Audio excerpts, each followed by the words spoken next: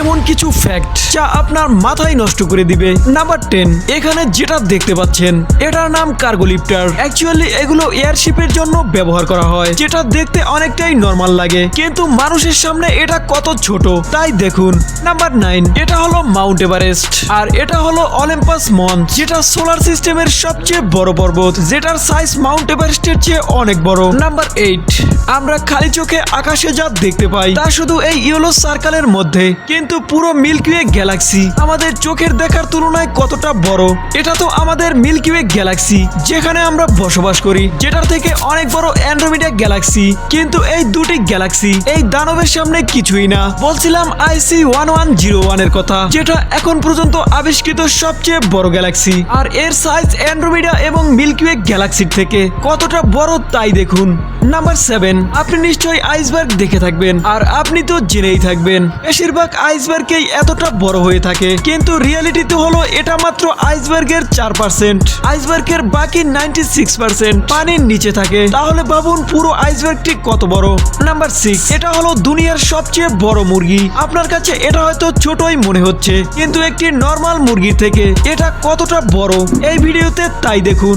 Number 5, black hole বলতে এই মহাকাশের দানবের কথা আমাদের মাথায় ঘুরতে থাকে, কিন্তু আপনি কি কখনো ভেবে দেখেছেন ব্ল্যাক হোল আসলে কতটা বড় হতে পারে? এটা একটি নর্মাল ব্ল্যাক হোল, যেটা আপনার কাছে ছোট মনে হতে পারে, কিন্তু এর আসল সাইজ আপনি আন্দাজও করতে পারবেন না। এই যে ছোট ছোট পাথর দেখছেন, এগুলো ধরুন আমাদের পুরো সোলার সিস্টেম, আর ব্ল্যাক হোল আমাদের সোলার সিস্টেমের কাছে দেখুন কতটা বড় হয়ে থাকে।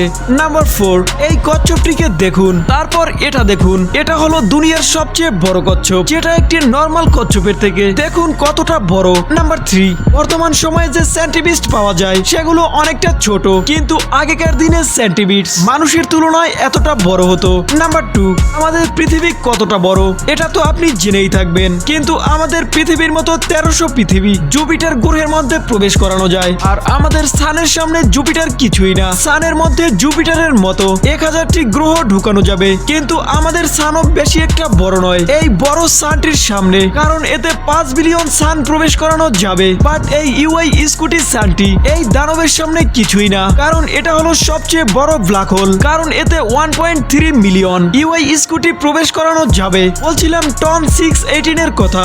নাম্বার 1, ওয়ার্ল্ড ওয়ারের সময় এই বাচ্চাটি এই গাছটির সাথে তার সাইকেলটি লক করে যুদ্ধে যায়, আর সে কখনোই ফিরে আসেনি, কিন্তু 100 বছর পরে এই গাছটির সাথে এই সাইকেলটি এভাবেই আটকে যায়। এনিওয়ে, থ্যাঙ্কস ফর ওয়াচিং, আর এরকমই ভিডিও পেতে চ্যানেলটি এখনই সাবস্ক্রাইব করে বেল আইকনটি প্রেস করুন।